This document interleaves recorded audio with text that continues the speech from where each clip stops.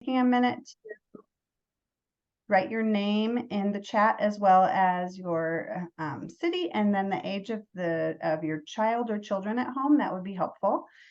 And we will go ahead and get started. I'm going to welcome Josh McNeil with InMind Services as our presenter today, and he is going to be talking to us today about the impact of stress on children and how to help.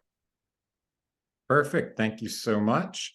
I'm just going to go ahead and get my slides sharing. So once again, excited to be back and digging into this topic of stress now this week.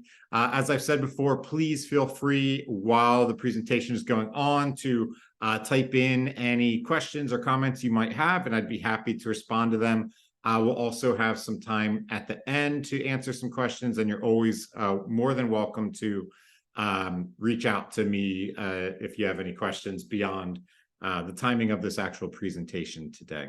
So we're really digging this week into stress. Last week we talked a lot, or last month rather, we talked a lot about trauma and trying to recognize the impact that that can have on the brain. And what we really want to dig into this time is a bit more specifically on stress, and really beginning to realize and recognize how that also changes how a child's going to behave, how they can connect with others, their social skills, their emotional control at that time, their ability to really concentrate and stay focused on a specific task or idea. And a big reason behind this is that what I think is so important, especially for parents and as a parent, is that when I see my children's behavior, when we see a child's behavior, it's so easy to take it personal. It's so easy to assume that there's this, significant intentionality behind the behaviors that we're watching. And I think it's so important for us to kind of take a step back and be able to realize that perhaps something more is going on, and be able to realize that, their behaviors are actually really big indicators of where they may be at in the brain. They're really big indicators of how stressed our child might actually be at that point in time. And so the more we understand about that, I think that it helps to give us a lot more grace and patience for our children. And then it also helps us to be a lot wiser in what are we going to do about that. And so throughout today's presentation, what we really want to dig into is both the understanding of how different behaviors can be indicative of how stressed our child is at that time, and then also making sure that we're supplying ourselves both with tools in the moment for how we might be able to respond a little bit better, or at least in a way that's not likely to trigger our child anymore. And then also some kind of broader ideas overall for our ongoing interactions with children to make sure that we're continuing to provide support for them that actually helps them to build up their resilience to handle future stressors as well as they possibly can. So we did visit this in the first session, but I want to spend a little bit more time looking at it and really understanding it for this evening. But what we understand about the brain is that while we develop from the bottom up and function from the bottom up in our brains, we get stressed in our brains by the top down. Meaning, as we are experiencing more and more stress, we actually begin to shift from these higher parts of our brain, and they begin to turn off, and we begin to spend way more time operating from some of these lower parts of our brain.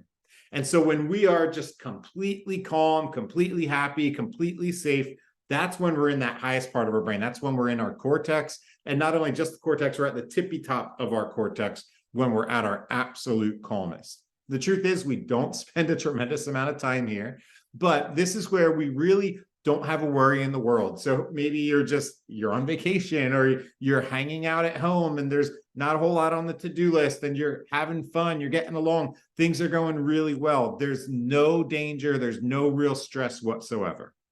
And then, of course, this is a continuum. And so it's not like you immediately jump to the next level, but as a little bit more stress begins to get added. So maybe, okay, we've got a couple things we need to do around the house. We got to get ready for the next meal. We got to get ready to head out for the day, whatever it might be. As manageable stress is being added in, that's where we begin to shift a bit lower in the brain. We're still in our cortex, but we're now in what's called that alert brain state.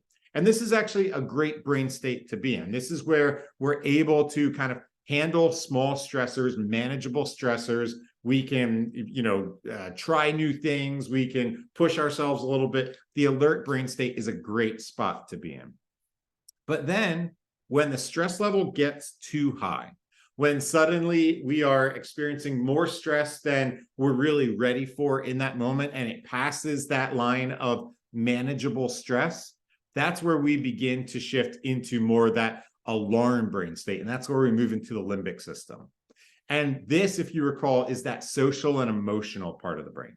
And so one of the things that you'll often find with a child, unless something is triggering them really, really quickly, that one of the first things that happens as they begin to get more stressed is that they're going to begin to have a much more emotional or relational response. Suddenly your request to them turns into, why do you hate me?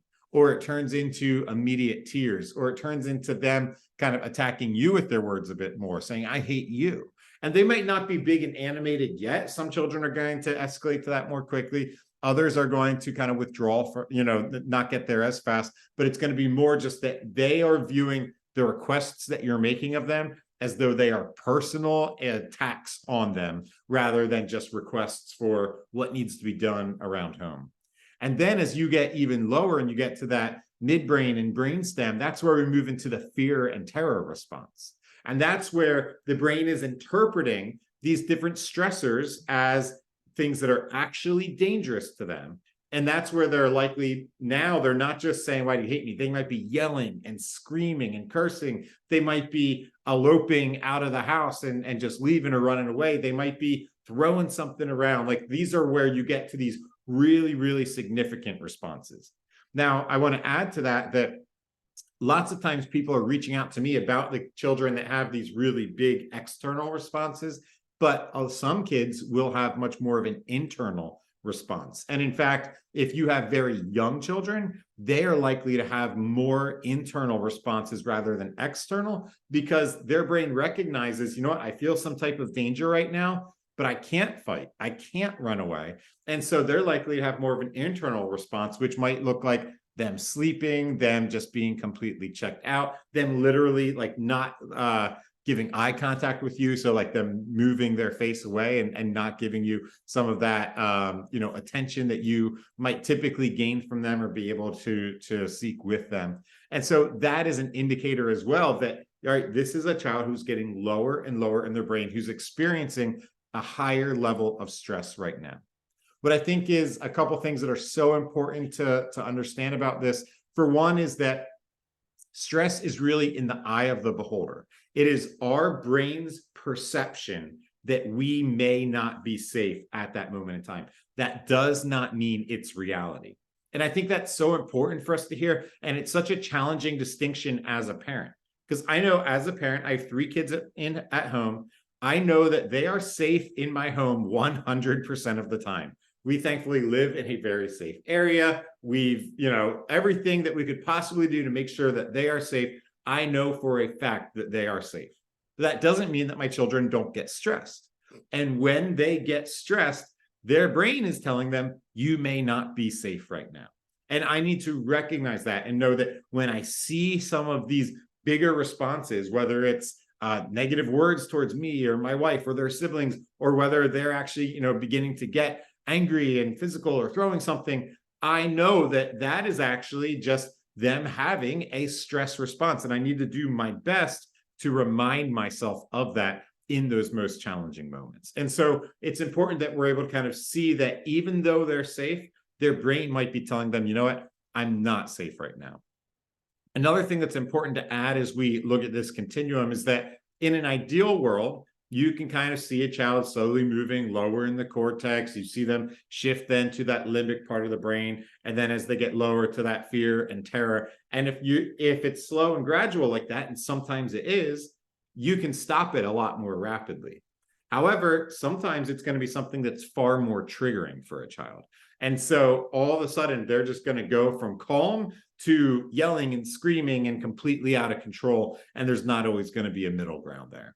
And that's where I'm just a big believer in really trying to be a student of our own children and try to understand, okay, what are the circumstances that cause them to get triggered? Is it specific requests? Is it how we ask specific things? Is it times of day? What are the circumstances surrounding it that's going to cause them to get triggered, and making sure that we're figuring out, are there any things that I can possibly be doing to avoid those moments from ever actually happening in the first place? And so it's important that we realize that there are several things that are changing as we're moving lower and lower in our brain. First and foremost, what I think is so important for us to realize is that our IQ actually changes as we're shifting lower in the brain. So as we are experiencing more stress and we begin to actually shut down these higher regions and begin to operate from these lower regions, our IQ drops about 10 points per brain region. And then obviously when it gets to the bottom of the brain, it can actually drop significantly more than that. And so this obviously matters for some basic things like, if your child is clearly stressed and you're asking them to do homework, they're not going to be able to do as well on it in that moment. But what's also important is that their IQ is also very, very present in their problem-solving skills. And so as we're trying to ask them to, solve a problem with us, as we want them to be able to be kind of attended to something in that moment in time, their problem-solving skills aren't going to be where they need to be. They're not going to come up with the best solutions for themselves. And in fact, they are probably going to come up with some not so great solutions to complete the tasks at home that we may be asking them to complete. And so keeping in mind, once again, that that is an indicator that they may be moving lower and lower in their brain. One of my favorite things to understand about stress, and one of the tools that I have found to be so impactful with my children, I found it to be impactful as a teacher with some of my students, is really trying to understand pulse. What I think is so great about pulse is that what we can understand is that our hearts and our brains are very intricately connected. And so there is this amazing connection that exists there. And while we likely cannot at home just completely understand everything that's going on in the brain at any given point in time, we can take a measurement of the heart very easily by utilizing pulse. And that actually gives an unbelievable indicator as to how the brain is responding to things at that moment in time.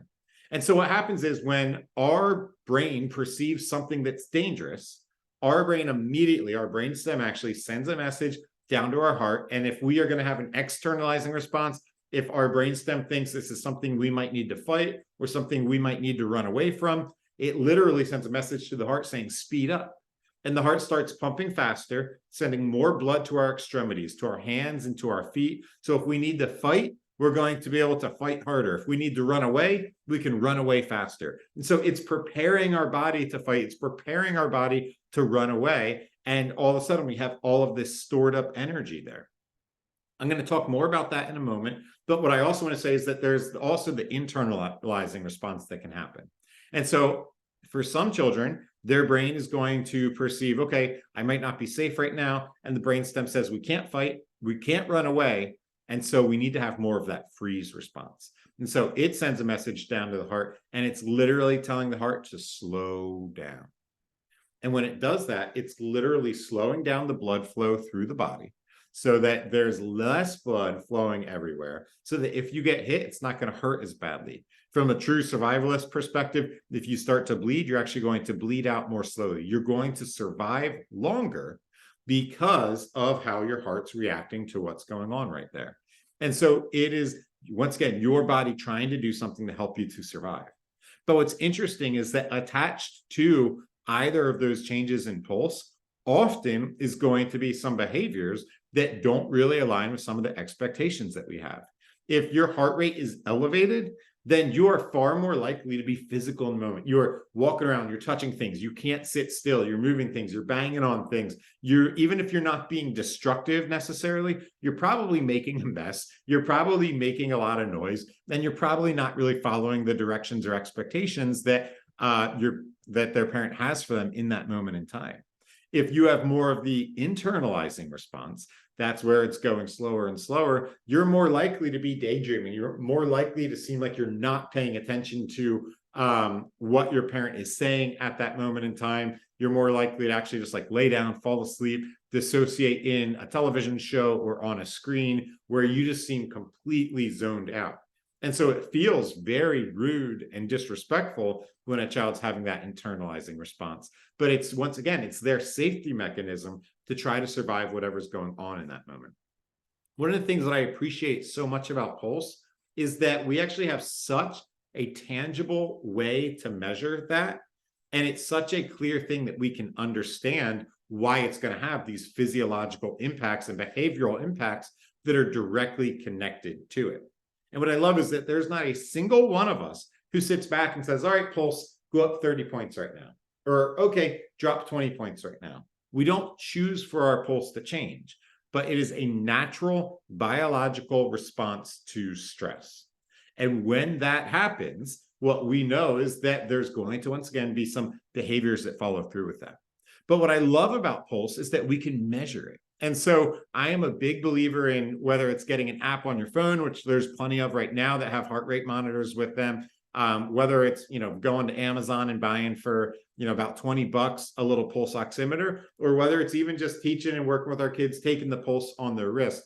Taking Pulse is an amazing way to begin to discern how stressed are we right now? How calm are we right now? What are we able to really handle at this moment in time?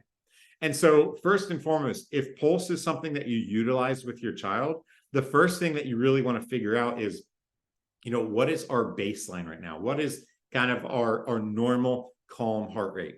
What I want to be clear about is that that is not your resting heart rate. Your resting heart rate is going to be, your heart rate as soon as you wake up. That's unrealistic to maintain throughout the course of the day. But your calm heart rate is going to be, maybe an hour or so after you're awake. You're calm, you're able to handle, whatever's going on that day. You ask them to brush their teeth in the morning and they can say yes to it without a big fight, and make their bed or put their dishes away after breakfast, whatever those kind of normal expectations are. You ask them to do it. They're able to follow through. They're not complaining. They're not getting in fights. Like, they're just having a good day.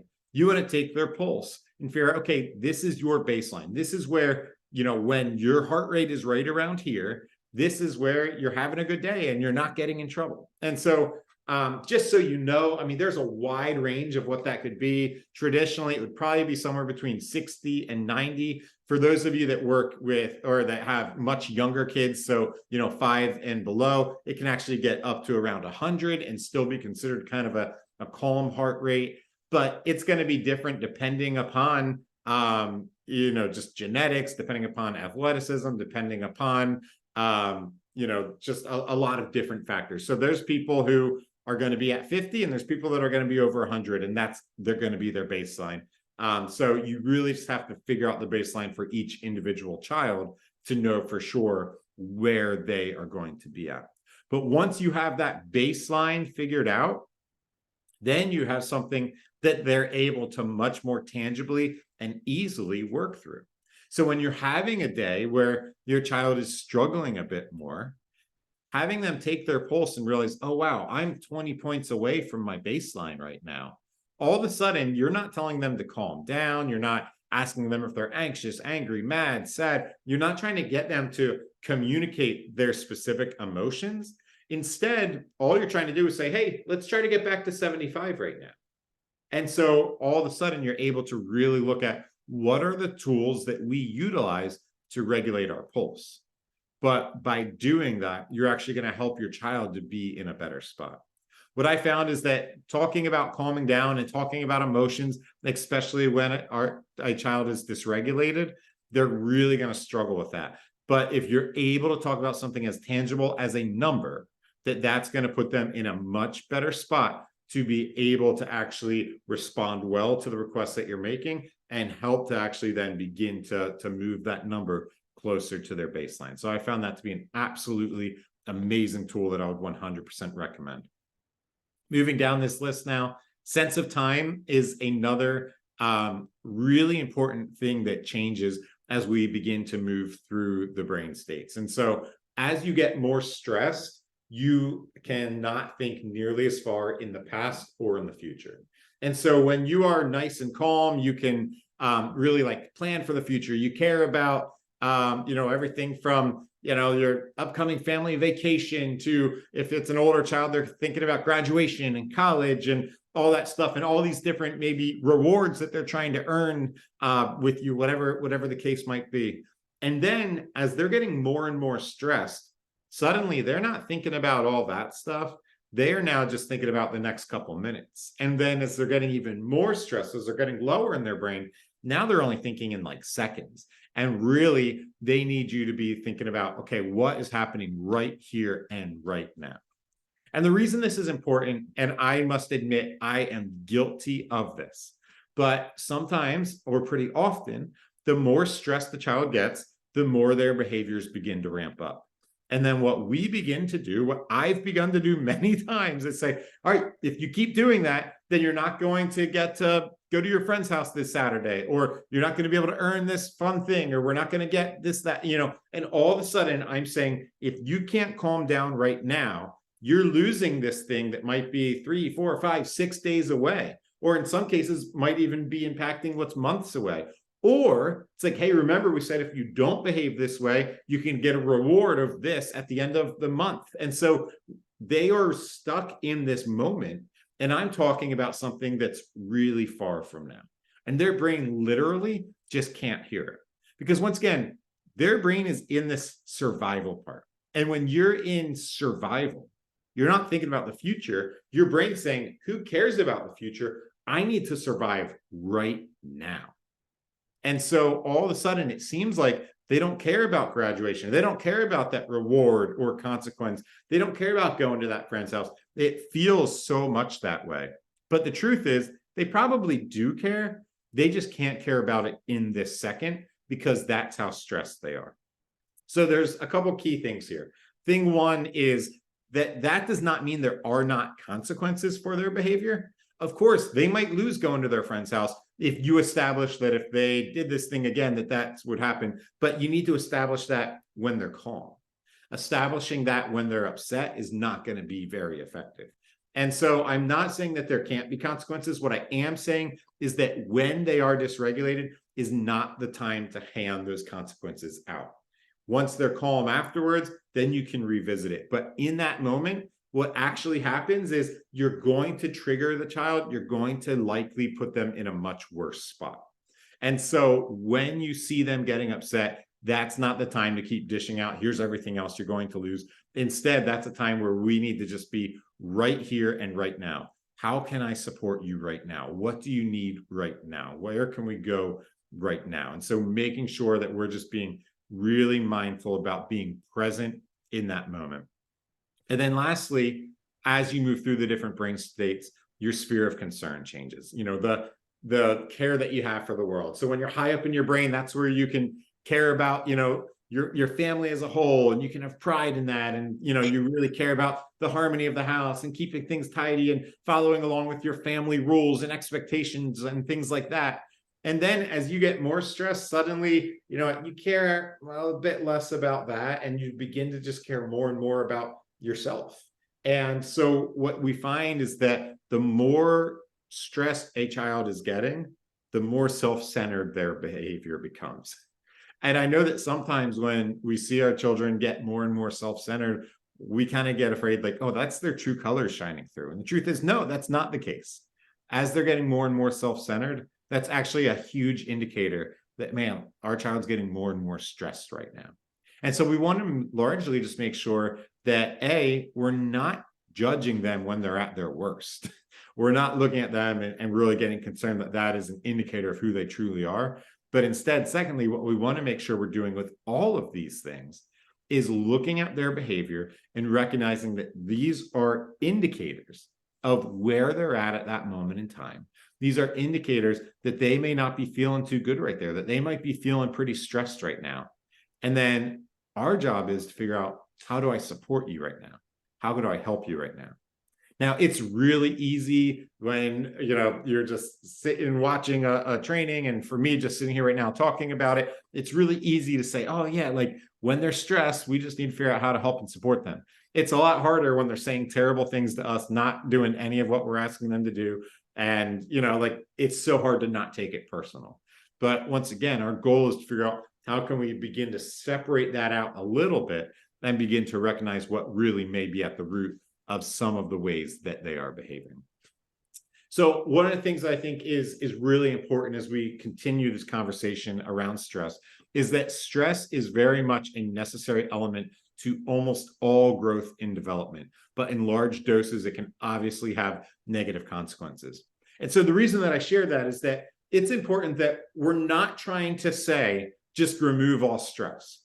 We need some stress. Stress is absolutely important. But our goal is to really begin to be attuned once again to, all right, are there circumstances where we are adding a load of stress that is greater than what our child is able to handle or bear?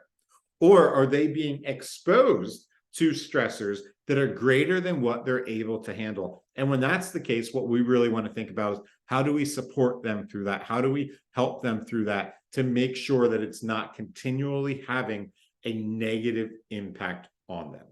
And so we really just want to be attuned to that. But once again, this does not mean that we're removing all stress, because they're not going to be able to grow. But we want to make sure that we're figuring out, how do we modulate the stress, and how do we create really kind of more positive rather than negative experiences, as stress is such an inevitable part of life. And so first and foremost, there are patterns of stress that can really create negative outcomes. And so when stress is unpredictable, meaning obviously they don't know what's going to happen, when it's going to happen, there's not clear expectations around anything, any type of unpredictability, that's going to be a key element to having, negative stress impacts.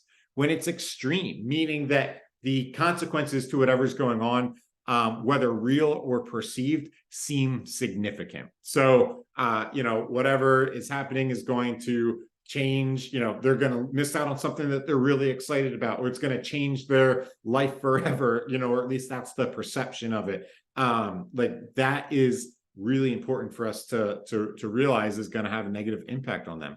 And when it's prolonged, so it's not isolated, but it's something that keeps occurring again and again, or the impact of this stress is prolonged and lasts for a long time.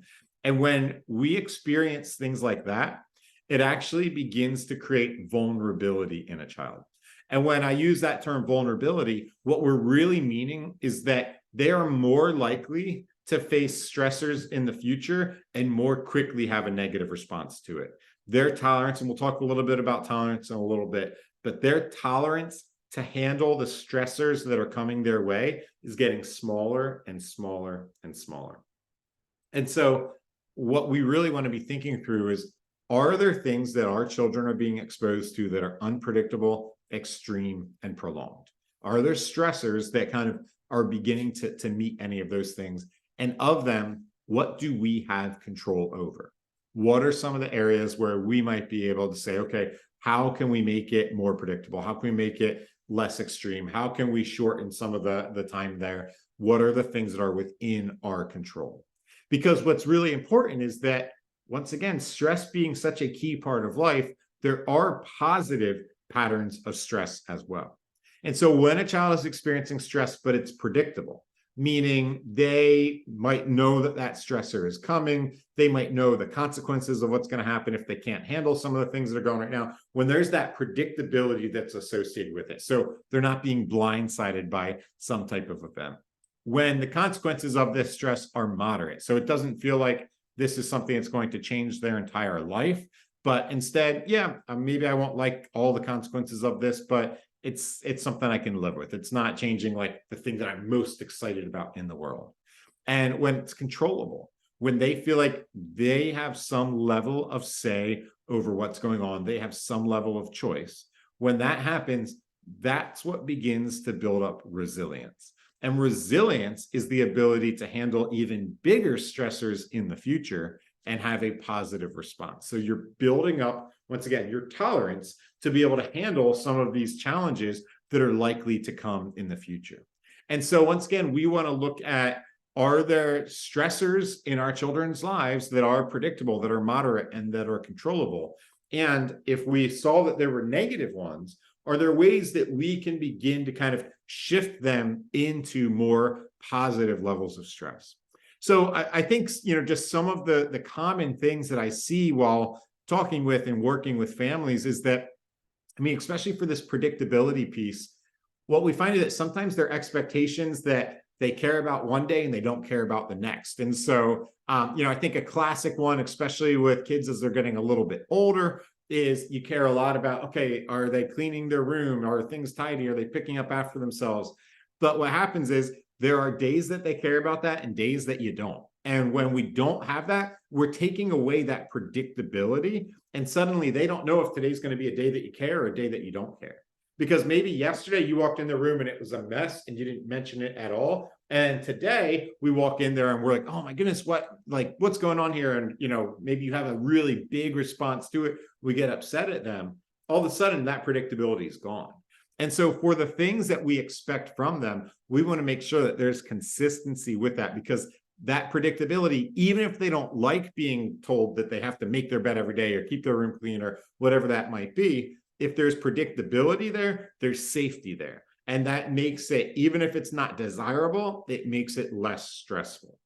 Now, similarly with the moderation piece is, having consistent consequences for specific actions is really helpful. If we don't have an automated, consistent response to specific things that are going on that they might not do, then we all of a sudden try to just pick something from our head right now. And typically we're really upset. We're really frustrated. So we're going to be most likely to pick whatever's going to hurt the most.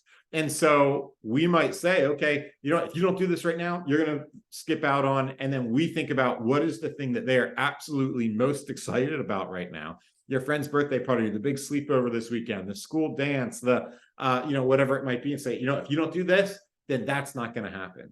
And so we go for something extreme. And instead, if we have a plan beforehand about a consequence that really matches the crime, so to speak, then we're going to be far more likely to actually dish something out that makes a lot of sense and aligns with what's going on there.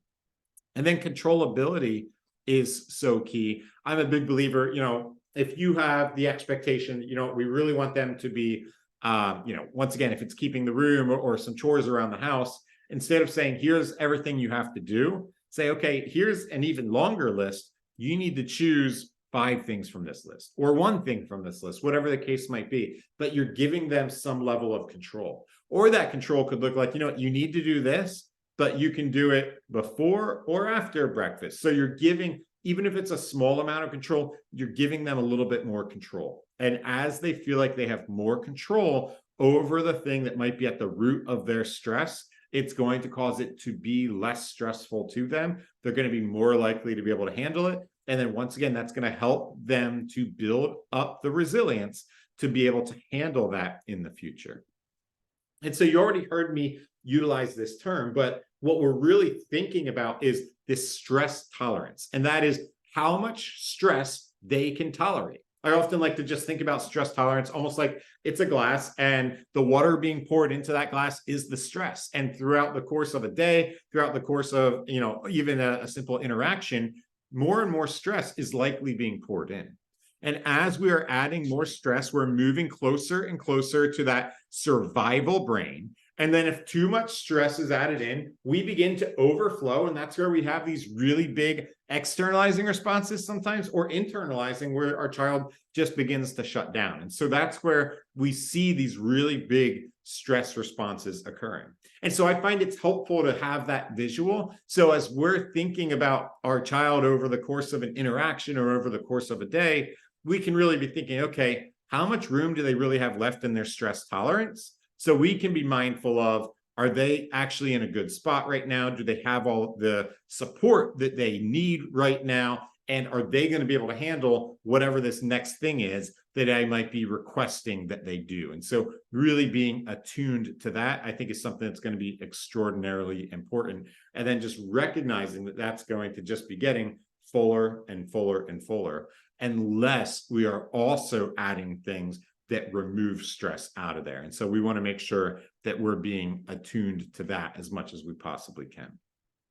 Now, there are some just really common things that are consistently adding to our stress tolerance that I think, there's some things that I think are a bit more obvious, some of the examples that I gave earlier, but I think that there are some things that are slightly less obvious, but really common that we really want to be mindful of.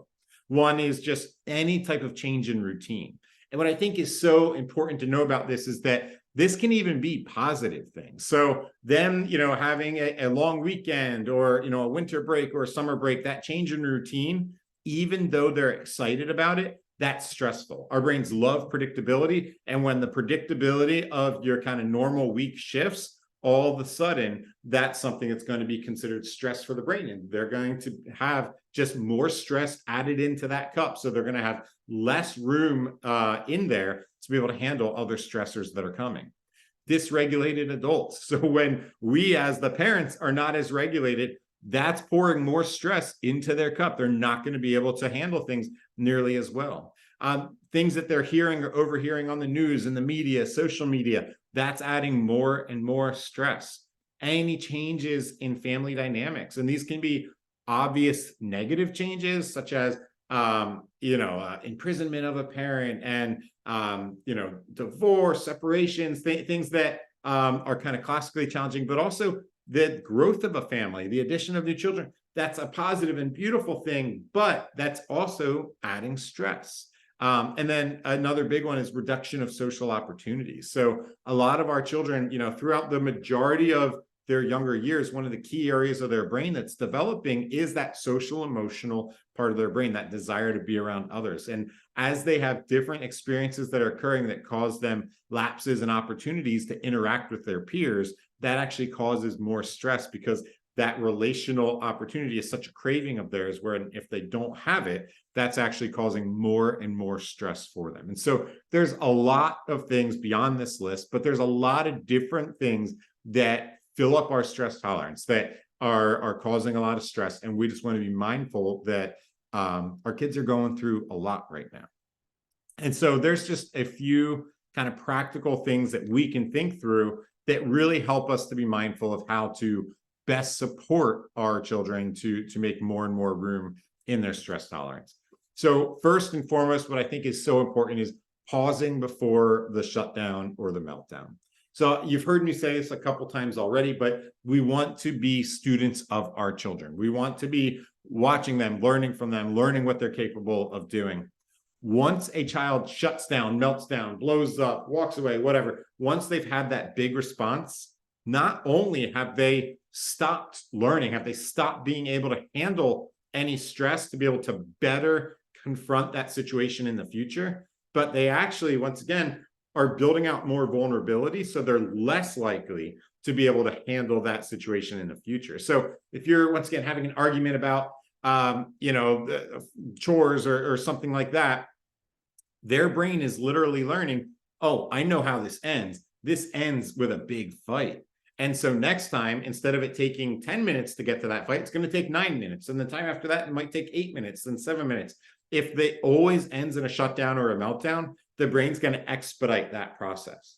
And so instead, what we want to do is, if we begin to see a pattern where, these are the behaviors that we see that lead up to a shutdown or a meltdown, we want to pause before that. I'm not saying we don't then revisit the thing that might be causing the stress, but in that moment, we've lost any chance of growth, any chance of really coming together. And so it's so important for us to say, you know what, we'll come back to that later, but let's physically step away right now, or let's now shift together into something that's more positive together, but let's not get so fixated on completing this thing.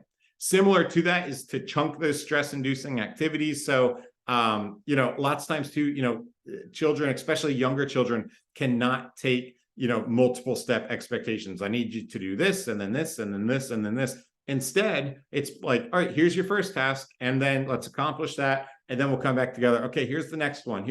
And really breaking things into smaller pieces is going to feel much more manageable. And then what's great about that, kind of connecting to the next one, is with each of those pieces that they accomplish, you can give them praise. Hey, great job on that. Hey, I'm so proud of you. Hey, I'm so grateful that you were able to finish that up. And so even something so as simple as that can go such a long way. So for instance, this feels so basic, but with my youngest, with my 5-year-old recently, we're just really trying to build up, once again, kind of that helping out around the house, and to say, hey, can you clean off the table, after we had eaten, just, actually like wiping the table down. That as simple as it feels to me, was like this kind of big monumental task. And I found like the first couple times I was asking him to do that, he wasn't really doing it. It was leading to him getting really upset or yelling. And I was like, all right, that's not great. So what I realized is I was like, hey, you know what? Can you just go and spray the table down? And he'd spray the table down with our little cleaner. And then I'd say, oh, great job. I'm so grateful that you did that. Thanks so much. Hey, now can you wipe it in a, okay, wiping the big crumbs into that. Okay, now can, and so we broke it into like 3 different sections. So we chunked it. We paused before any blow up, and then he got praised for each section of what he was accomplishing there. And so really being able to piece it together like that, he's learning then the process, the full process for cleaning it, but he's doing it in a way that he's going to be able to then handle the full process in the future without being stepped through it. Additionally, as we're kind of having these more and more stressful opportunities, having opportunities to regulate. So figuring out, once again, we talked more about this in the first session, but thinking through what are the tools that we have available that help you to regulate. Is it going out and taking a walk? Is it playing? Is it sitting? Is it cuddling? Is it playing with the dog? Is it, you know, whatever those tools might be, and making sure that when we see stress coming, when we fear that it's getting to a place that might cause them to kind of be overcome with stress, that we then add in some regulating tools so that that's able to help to calm them down. And then lastly, and perhaps most important in all this, and probably most challenging in all this, is that we remain calm and supportive as the adults, as the loving and caring parents and caregivers. If we are not calm, if we're not regulated, we're not going to be able to help our child to become regulated either. And what I think is so important is that we as parents have a stress tolerance as well. I mean, the greatest downfall of every single parent is that we are a human being too. And so the same way that our children get stressed by things, we're going to get stressed as well. And the same way as that when they get stressed, that their IQ drops and they're going to be more reactive, the same thing's going to happen to us as well. So on the one hand, we need to give ourselves permission to be human and recognize we're not going to be perfect. But then on the other hand, we also want to make sure that we're prepared for that and doing something about it. We're thinking through, what do I have at my disposal to regulate myself, to keep myself calm, to take some of the stress out of my own cup? Or if you have a partner where you can actually kind of work together and hopefully find ways to help remove stress from one another's cups, or tag teaming even in some of these more challenging moments. But being mindful that we are as regulated as we possibly can be as we're then moving in to be able to provide that support to our children. So with that said, if there's any questions, please feel free to type them in. Otherwise, please, feel free to reach out to me through social media or through the email or website that you see up there. And we look forward to continuing to converse with you. Thank you so much. Thank you, Josh. Very educational information and helpful, I'm sure, for a lot of parents that are struggling through all stages of child development. I love the strategies that they're just super down to earth, easy strategies. Not easy to do in the moment, but easy to think about. Yeah, easy to talk about, harder to do. Yes. I don't see any questions in the chat. So we can wait just another minute. Yeah, I like what Brian wrote in about like the thought of using, heartbeat to help regulate. And yeah, I've just found that's such a amazing tool. I think the one piece I would add to that, we alluded to this once again in the first training, but even just like playing calming, like 60 beat per minute music in the background, your heart rate tries to match that of the music that you're listening to. So once again, especially if you know that there's a more challenging time of day, whether it's, after school and they're doing homework, whether it's, hey, it's just time to clean up around the house or chore time, different things like that. Just playing some music, calming music in the background can really help to regulate that and keep people calmer. So. Yes, awesome. All right. Well, thank you everyone for joining us tonight. We look forward to seeing you in November for our next session with Josh. And Josh, thank you so much for your time tonight. Absolutely. Thank you.